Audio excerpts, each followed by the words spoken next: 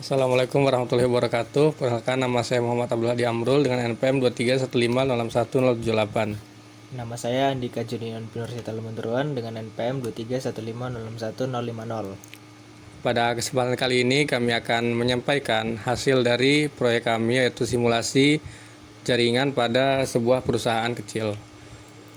Di perusahaan ini kami rancang terdapat 2 lantai, di mana lantai pertama itu ada 3 departemen, yaitu departemen keuangan dengan 3 PC dan 1 printer, departemen pemasaran dengan 3 PC dan 1 printer juga, departemen pengembangan juga sama 3 PC dan 1 printer. Kemudian di lantai kedua ada departemen administrasi dengan 3 PC, kemudian departemen produksi dengan 3 PC dan 1 printer, dan departemen penjualan dengan 3 PC juga. Nah, di sini kami menggunakan topologi star. Jadi, misal di lantai 1 itu setiap end device kita sambungkan kepada satu buah switch saja di lantainya. Begitu juga dengan lantai 2, semua end device kami hubungkan ke dalam satu switch. Kemudian dari switch tersebut dihubungkan kepada router dan ke cloud atau internet, nanti terhubung ke server. Dan kita akan coba uji ping, misal dari departemen pemasaran ke departemen keuangan.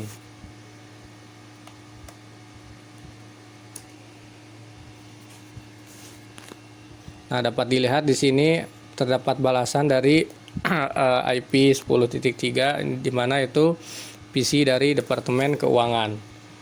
Kemudian kita akan coba untuk dari departemen produksi. Khusus departemen produksi, di sini kami menggunakan DHCP.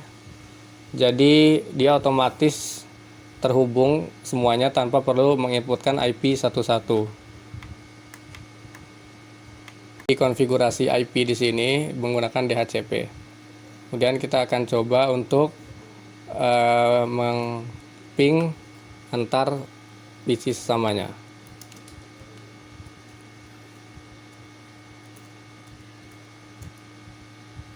Nah, dapat dilihat di sini terdapat jawaban dari PC dengan IP 50.4. Kemudian selanjutnya kita akan mencoba printer.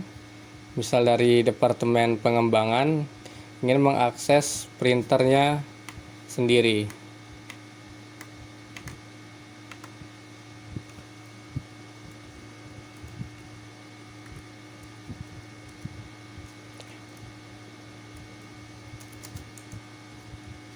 Nah, di sini ping 30.5 tersebut adalah printer. Dan di sini terdapat balasan, berarti dari printer tersebut sudah bisa digunakan. Selanjutnya akan dijelaskan oleh Andika.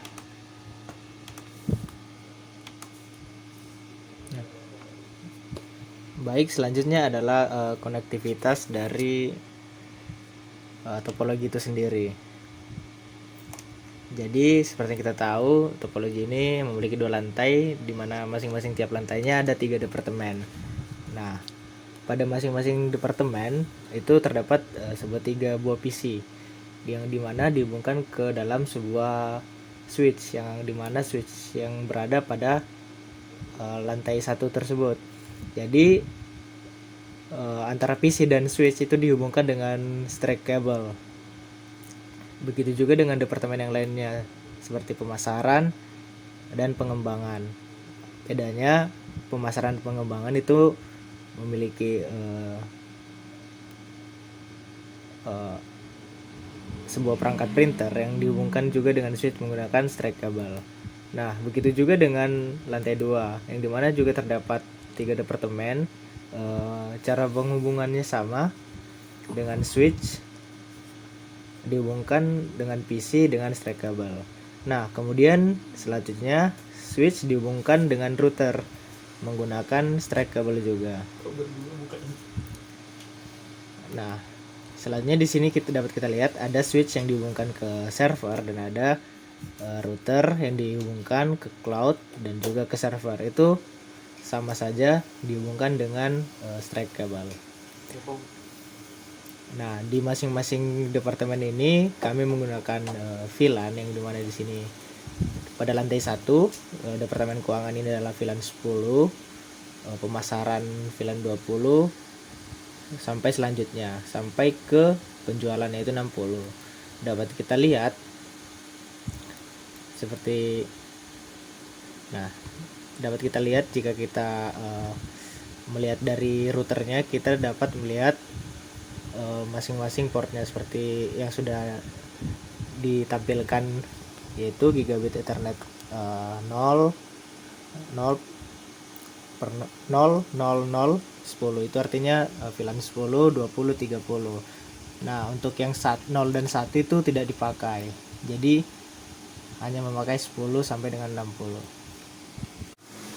Selanjutnya kami akan menjelaskan cara sniffing atau mengambil data traffic internet dari korban menggunakan Wireshark. Di sini kami menggunakan Wireshark dan mendeteksi di start capture. Kemudian buka di OS korban. Di sini kita ambil dulu IP dari korban tersebut.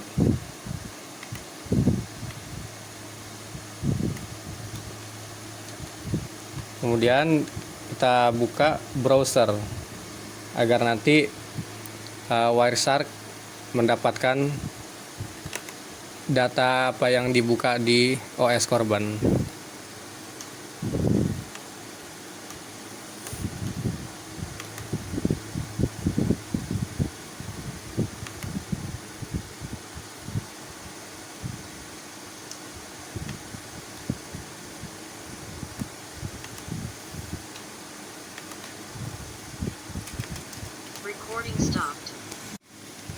Nah, selanjutnya kita melakukan contoh browsing di OS korban.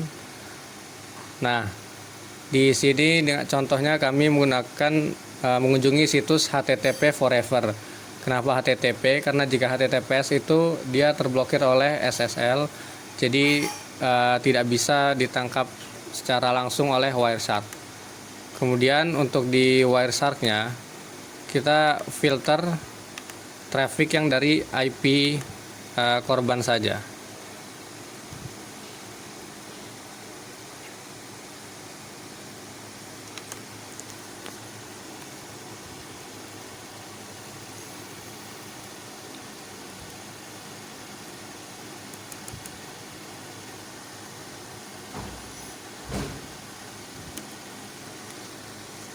Nah, di sini dapat dilihat berarti ini adalah traffic dari korban. Selanjutnya kita pisahkan protokolnya menjadi HTTP dan kita cari yang HTTP di sini. Nah, di sini dan kita coba lihat.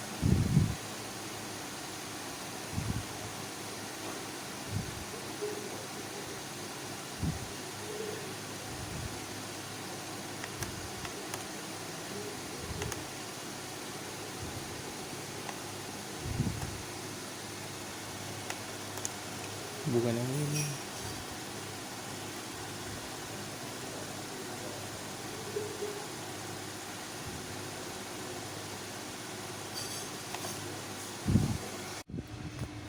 Nah, di sini kami coba mengganti web, mengganti menjadi example. Oh iya benar.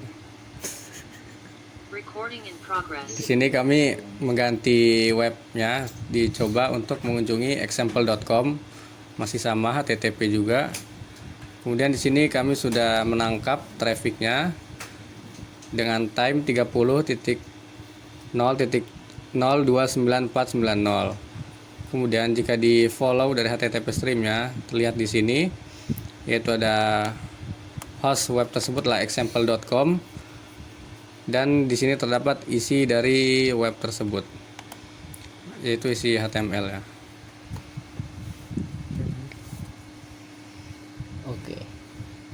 Jadi kenapa aktivitas komputer dari korban dapat dideteksi oleh penyerang atau yang bisa kita sebut sniffing? Nah, pada simulasi Wireshark ini aktivitas komputer korban dapat terdeteksi oleh penyerang karena tidak adanya, bisa jadi karena tidak adanya enkripsi seperti yang sudah kita lihat tadi yang didemokan oleh teman saya.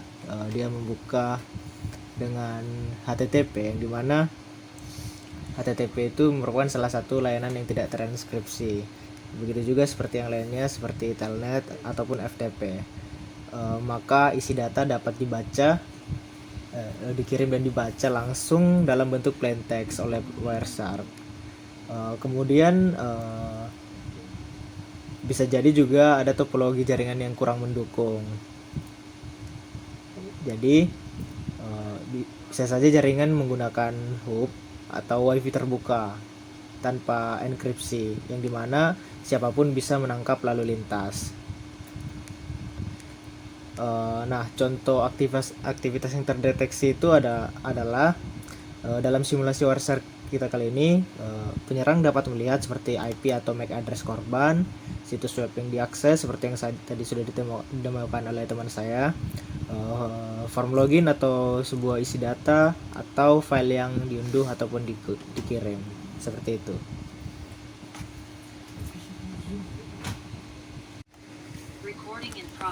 Nah, kemudian bagaimana cara pencegahan dari penyerangan tersebut?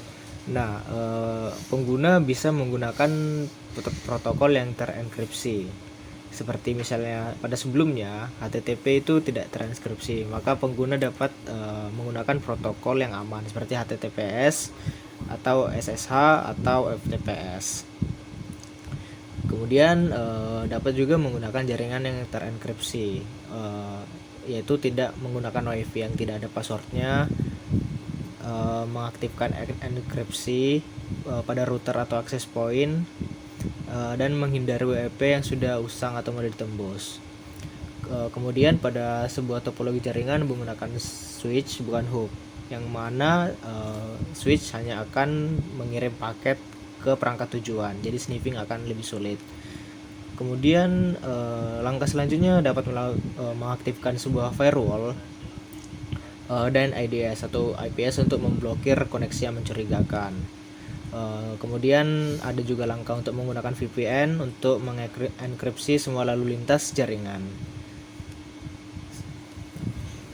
Nah, mungkin sekian yang dapat kami sampaikan. Kurang lebihnya kami mohon maaf. Saya tutup. Assalamualaikum warahmatullahi wabarakatuh.